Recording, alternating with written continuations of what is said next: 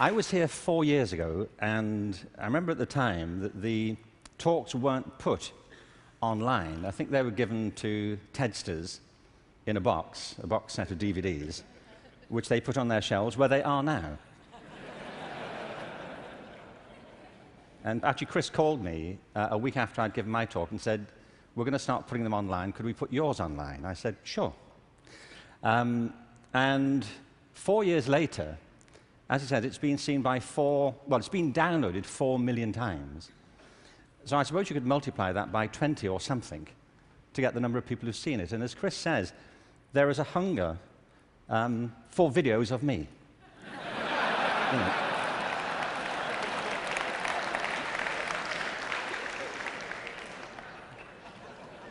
Don't you feel?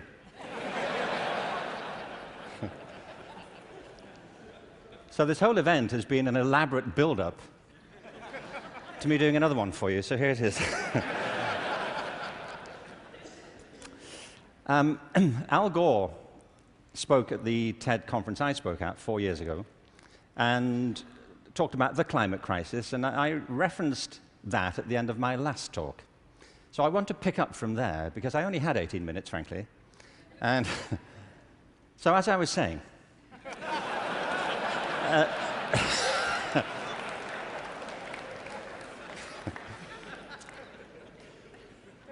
you see, he's right. I mean, there is a major climate crisis, obviously, and I think if people don't believe it, they should get out more.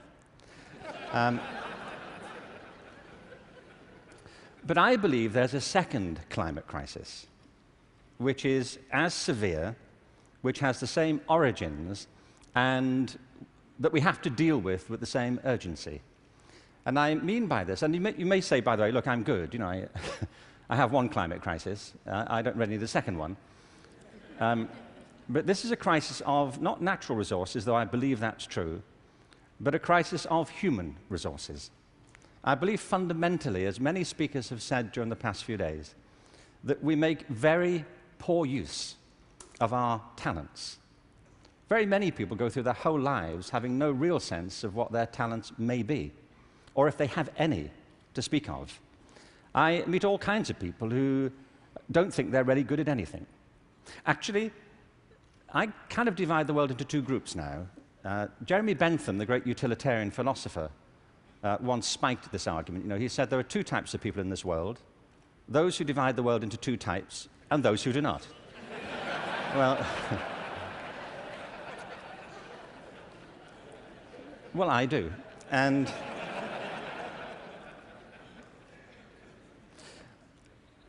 I meet all kinds of people who don't enjoy what they do. They simply go through their lives getting on with it. They get no great pleasure from what they do. They endure it rather than enjoy it and wait for the weekend. But I also meet people who love what they do and couldn't imagine doing anything else. If you said to them, "Don't do this anymore," they'd wonder what you were talking about. Because it isn't what they do, it's who they are. They say, "But this is me. You know, it would be foolish for me to abandon this because it speaks to my most authentic self." And it's not true of enough people.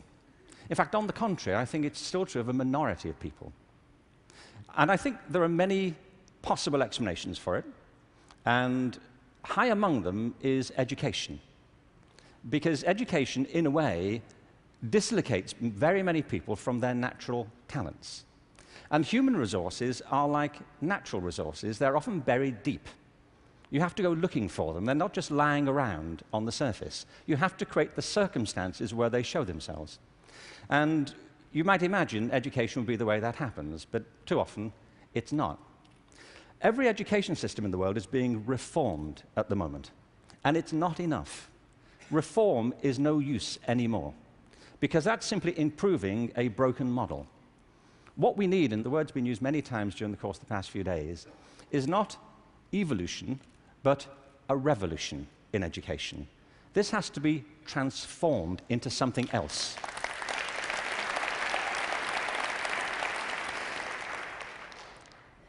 One of the real challenges is to innovate fundamentally in education.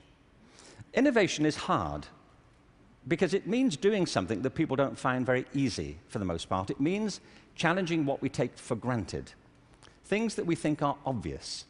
The great problem for reform or transformation is the tyranny of common sense. Things that people think, well, they can't be done any other way because that's the way it's done. I came across a great quote recently from Abraham Lincoln, who I thought you'd be pleased to have quoted at this point. He said this in December 1862 to the second annual meeting of Congress. I ought to explain that I have no idea what was happening at the time. We don't teach American history in Britain. We suppress it. You know, this is our policy, so... So no doubt something fascinating was happening in December 1862, which the Americans among us will be aware of. But he said this: the dogmas of the quiet past are inadequate to the stormy present. The occasion is piled high with difficulty, and we must rise with the occasion. I love that. Not rise to it, rise with it. As our case is new, so we must think anew and act anew. We must disenthrall ourselves, and then we shall save our country. I love that word, disenthrall. You know what he means? That there are ideas that all of us are enthralled to, which we simply take for granted as the natural order of things, the way things are. And many of our ideas have been formed not to meet the circumstances of this century, but to cope with the circumstances of previous centuries. But our minds are still hypnotized by them, and we have to disenthrall ourselves of some of them. Now, doing this is easier said than done. It's very hard to know, by the way, what it is you take for granted. And the reason is that you take it for granted. So let me ask you something you may take for granted. How many of you here are over the age of 25? That's not what I think you take for granted. I'm sure you're familiar with that already. But are there any people here under the age of 25? Great. Now, those over 25, could you put your hands up if you're wearing a wristwatch? Now, that's a great deal of us, isn't it?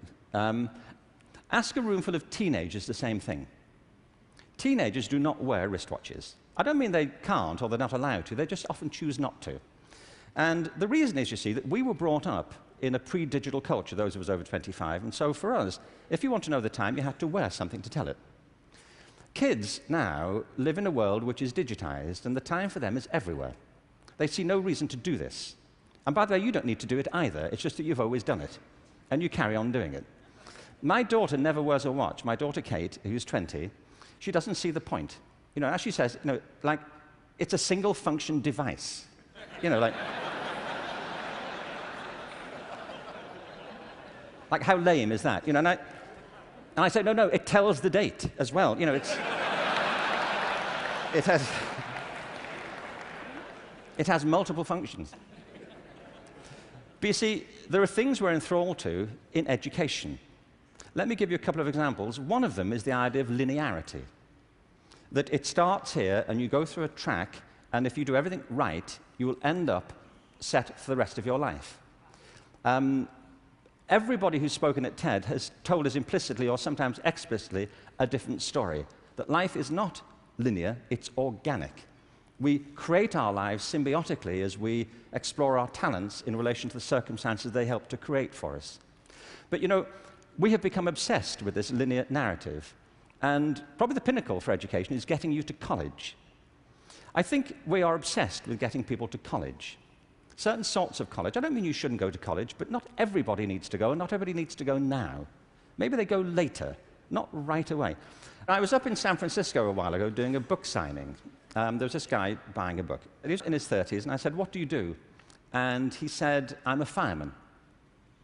And I said, "How long have you been a fireman?" He said, "Always. I've always been a fireman." And I said, "Well, when did you decide?" He said, "As a kid." He said, "Actually, it was a problem for me at school, because at school, everybody wanted to be a fireman." He said, "But I wanted to be a fireman." You know, and he said, "When I got to the senior year of school, my teachers didn't take it seriously. This one teacher didn't take it seriously." He said, "I was throwing my life away if that's all I chose to do with it. that I should go to college, I should become a professional person, I had great potential, and I was wasting my talent to do that. And he said it was humiliating because he said it in front of the whole class, and I really felt dreadful. But it's what I wanted. And as soon as I left school, I applied to the fire service, and I was accepted. And he said, you know, I was thinking about that guy recently, just a few minutes ago when you were speaking about this teacher. He said, because 6 months ago, I saved his life. He said he was in a car wreck, and I pulled him out, gave him CPR, and I saved his wife's life as well. He said, I think he thinks better of me now.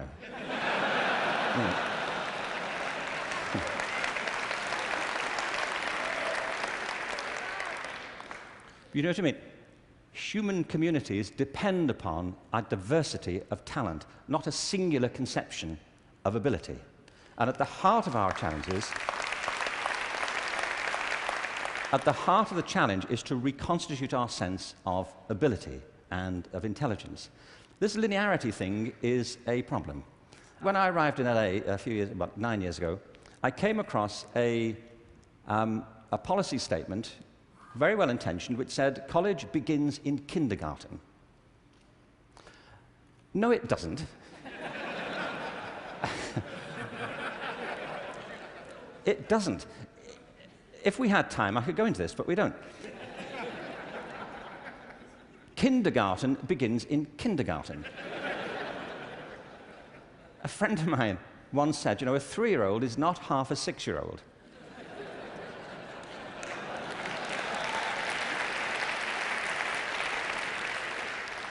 They're 3.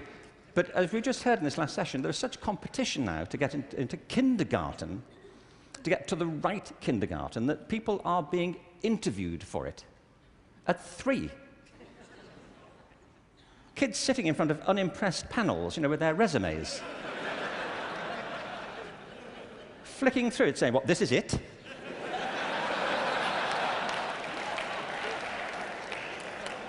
You've been around for 36 months, and this is it.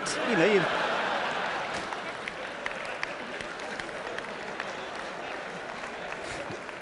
you've achieved nothing. I mean, spent the first 6 months breastfeeding, what I can say. I mean, see, it's outrageous as a conception, but it tracks through. The other big issue is conformity. We have built our education systems on the model of fast food. This is something Jamie Oliver talked about the other day. You know, there are 2 models of quality assurance in catering. One is fast food, where everything is standardized. The other are things like Zagat and Michelin restaurants, where everything is not standardized. They're customized to local circumstances. And we have sold ourselves into a fast food model of education. And it's impoverishing our spirits and our energies as much as fast food is depleting our physical bodies.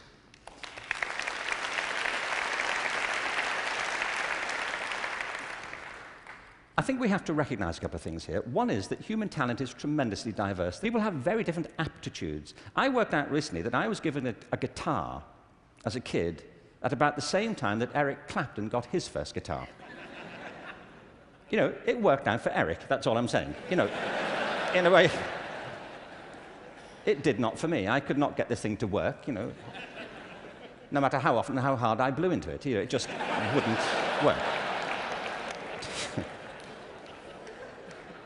But it's not only about that, it's about passion. Often people are good at things they don't really care for. It's about passion and what excites our spirit and our energy. And if you're doing the thing that you love to do, that you're good at, time takes a different course entirely. My wife's just finished writing a novel, and I think it's a great book. But she disappears for hours on end. You know this. If you're doing something you love, an hour feels like 5 minutes. If you're doing something that doesn't resonate with your spirit, 5 minutes feels like an hour. And the reason so many people are opting out of education is because it doesn't feed their spirit. It doesn't feed their energy or their passion. So I think we have to change metaphors. We have to go from what is essentially an industrial model of education, a manufacturing model, which is based on linearity and conformity and batching people.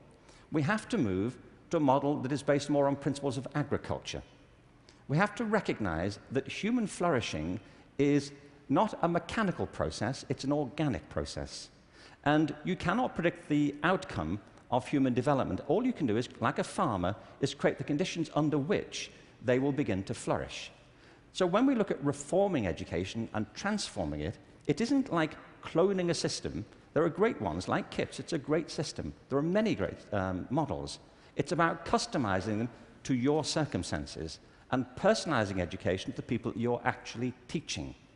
And doing that, I think, is the answer to the future, because it's not about scaling a new solution. It's about creating a movement in education in which people develop their own solutions, but with external support based on a personalized curriculum.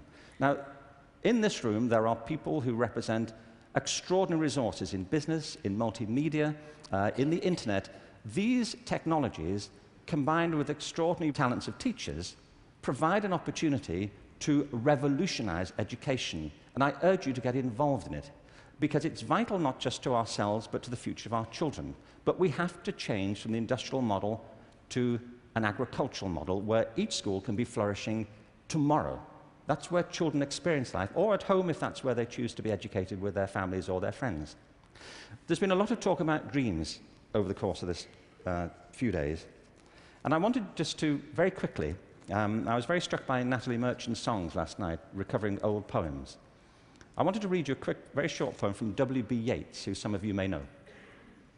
He wrote this to his love, Maud Gonne, and he was bewailing the fact that he couldn't really give her what he thought she wanted from him.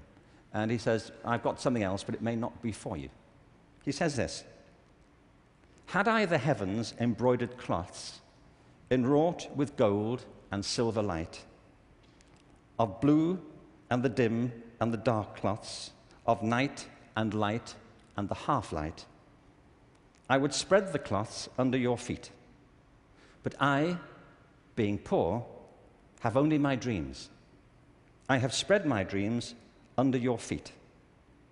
Tread softly, because you tread on my dreams. And every day, everywhere, our children spread their dreams beneath our feet. And we should tread softly." Thank you.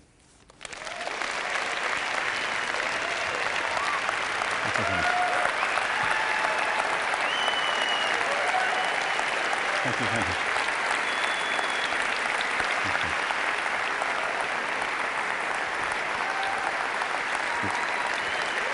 Thank you very much.